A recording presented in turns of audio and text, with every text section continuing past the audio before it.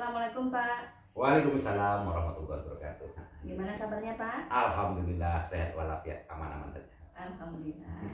Sebelumnya saya ucapkan terima kasih kepada Bapak atas waktu dan kesediaannya menjadi narasumber pada wawancara saya pada pagi ini Pak. Oke, siap.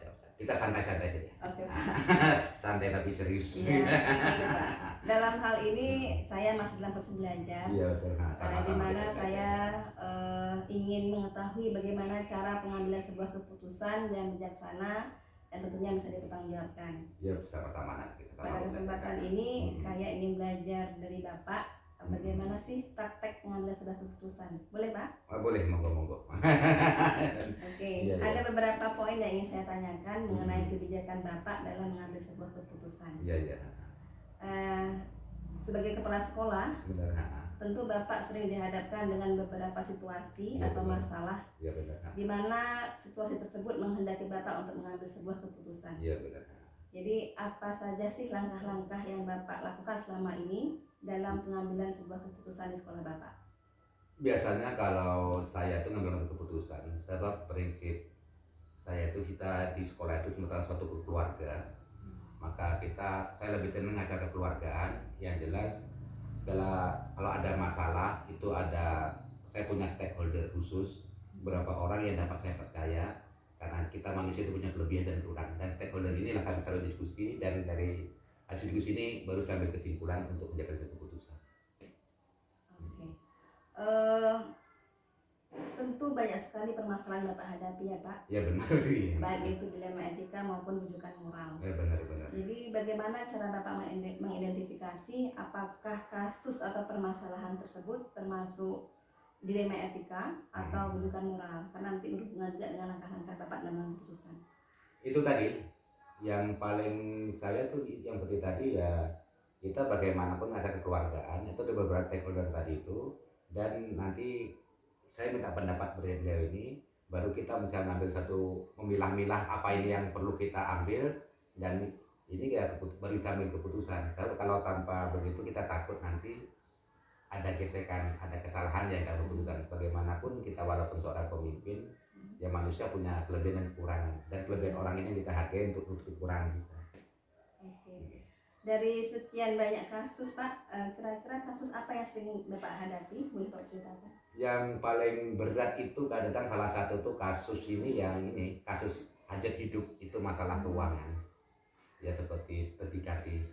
Ini kadang kita agak hati-hati karena kita sekolah kecil.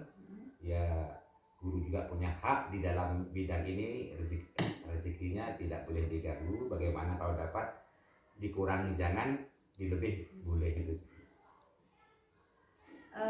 Apa yang mendasari Bapak dalam mengambil keputusan tersebut? Ini karena kita kerja itu perlu tenang. Gara-gara sedikit nanti kita tak enak perasaan, lebih kawan sama kawan, karena kita seperti yang tadi kita sekolah dan seperti keluarga. Itu dia saya tanamkan dengan guru-guru kita, keluarga, tolong dibuang rasa sentimen tak enak pribadi, karena kita hidup itu perlu tenang. Kalau keluarga kita tuh damai, tenang, yakinlah orang akan senang pada kita gitu. Kita akan jadi orang tenang. Dalam menghadapi suatu kasus seperti tadi Pak ya, apakah ada pengecualian yang pernah Bapak lakukan ketika Bapak menghadapi sebuah dilema etika yang sama-sama benar, namun pengecualian tersebut berbentrokan dengan peraturan yang sudah ada?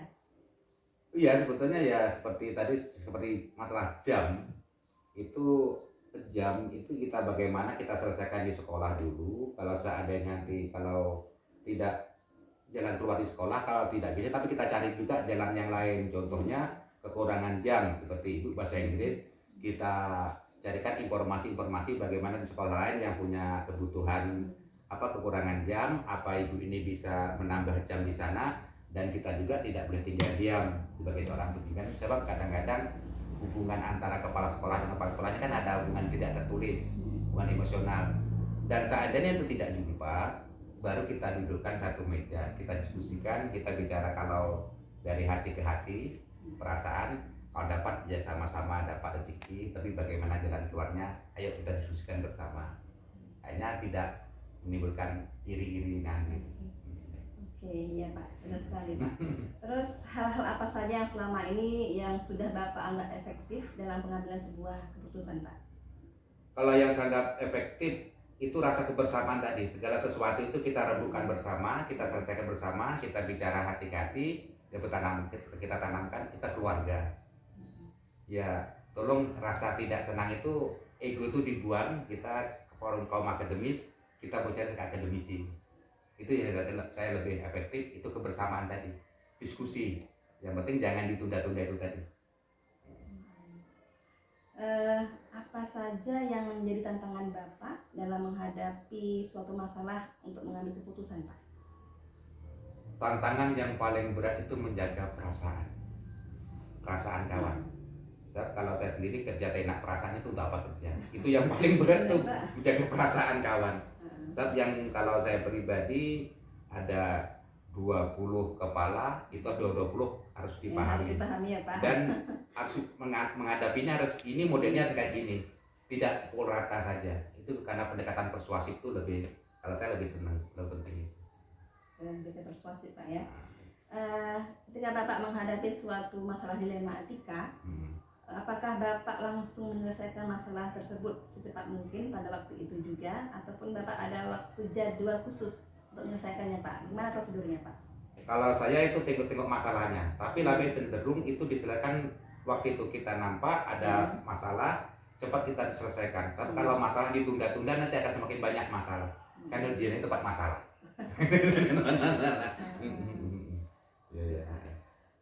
Sebagaimana yang Bapak sampaikan tadi, bahwa Bapak sering meminta pendapat beberapa orang yang bisa Bapak anggap bisa untuk memberikan pendapat ya Pak. Benar.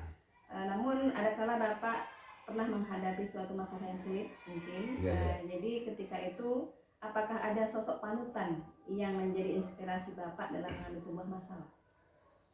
Kalau saya sebetulnya kalau panutan itu sekalian diskusi sama kawan-kawan. Kebetulan orang tua saya guru, pernah jadi kepala sekolah. Ya bapak saya termasuk sekolah 3 zaman Belanda tahun 38. Tahun 41 dikirim ke Selat Baru, akhir tahun 75 ada pensiun. Saya banyak belajar dari orang tua saya sendiri. Kalau panutan saya itu banyak orang tua sendiri, dengan orang tua sendiri lebih banyak. Kebetulan orang tua Bapak juga seorang guru Seorang Pak ya? Guru ya, guru 3 zaman. Guru 3 zaman olahannya Pak. Oke Pak, selain faktor teman, panutan, apakah ada faktor lain yang membantu Bapak dan memudahkan Bapak dalam mengambil sebuah keputusan Pak? Ya selain teman, kawan, orang tua, ya faktor keputusan itu salah satu. Kebetulan saya sekolah itu dulu di universitas itu banyak belajar psikologi, saya di konseling, dan saya juga termasuk orang yang suka diskusi sama orang tua-tua dan kawan-kawan. Ya pendekatan emosional, dan ini nampaknya yang membuat saya itu lebih gamblang, kira mudah berpikir. Benar ya, pengalaman mereka ini yang saya ambil hikmah daripada pelajaran, jadi untuk pembelajaran saya ke depannya gitu. Kalau saya itu yang selalu saya tetap belajar dan belajar, bertanya dengan kayak masalah apa itu ya kita bual-bual, ini bagaimana jalan keluarnya nih, walaupun kita lari-larikan tidak membawa nama sekolah. Kalau ada kasus seperti ini bagaimana kita pandang seperti itu. Lebih banyak sharing gitu Pak. Sharing dengan kawan-kawan, tapi tidak membawa nama sekolah, cuma diskusi kalau ini bagaimana jalannya nih. Itu sharing tadi lah intinya. Ketika ini Pak, dalam sebagai kepala sekolah kan sangat diharapkan keputusan itu bisa menjadi acuan ya Pak. Ada semua pihak, warga sekolah dan sebagainya. Ketika Bapak mengambil sebuah keputusan dalam untuk menyelesaikan suatu masalah, apa hal yang mendasari keputusan Bapak? Kalau saya mendasari itu rasa tanggung jawab.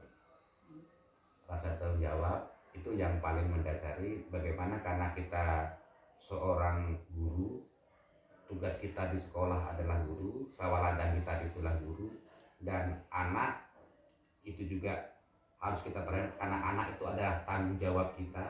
Karena ada anak maka kita ada di sekolah ini. Iya betul Pak. Kalau nggak ada anak nggak ada sekolah ini, itu anunya. Karena sawah ladang kita itu di sekolah.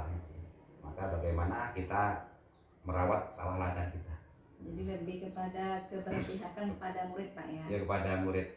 Sekarang ini pun kita lihat alhamdulillah ke arah pendidikan Merdeka Belajar ini juga sekarang nampaknya mau dikembalikan kepada tujuan pendidikan awal, membimbing, mengajar, mendidik dan membimbing. Menurut karakter kemarin itu udah agak ketinggalan, tapi kalau saya lihat dalam pandangan saya pribadi itu mengarah ke pendidikan dasar tadi itu, mengajar, mendidik dan membimbing. Selama ini kita cuma mengajar tapi kurang membimbingnya. Dan kita harus banyak belajar dengan anak kalau sekarang ini nampaknya. Oke Pak. Pertanyaan terakhir Pak, dari sekian banyak hal yang Bapak sampaikan tadi, pembelajaran apa yang bisa Bapak ambil dari pengalaman Bapak mengambil sebuah keputusan? Kalau pelajaran sebetulnya sangat banyak. Yang jelas dengan kita selalu ini kita belajar dan belajar, kita saling memahami orang lain, dan kita harapkan kita dengan bisa memahami orang lain tadi itu seperti saya omongkan tadi, guru juga harus banyak belajar dengan anak-anak. Ya tadi itu dengan belajar dengan anak-anak, ya harapan kita menjadi orang tua yang baik. Dan saya sebagai orang tua di sini, guru itu anak-anak saya, dan siswa itu cucu-cucu saya. Bagaimana saya mendidik dan mengajar, membimbing dan mereka dan mengarahkan, ayo ini tanggung jawab kita bersama. Itu seperti keluarga sendiri Pak. Keluarga sendiri. Cuma keuntungan saya di sini kebetulan jenjang umur itu dengan saya udah umur agak lebih tua daripada guru-guru, dan mereka tuh banyak murid-murid saya juga dulu waktu saya ke tempat lain gitu. Jadi lebih tidak ada beban ya Pak. Benar. Oke Pak, terima kasih banyak atas waktu dan kesediaan Bapak. Saya belajar banyak hal pada hari ini. Sama-sama, alhamdulillah. Semoga apa yang dapat kita laksanakan jadi nilai ibadah untuk kita. Amin. Terima kasih Pak ya. Amin.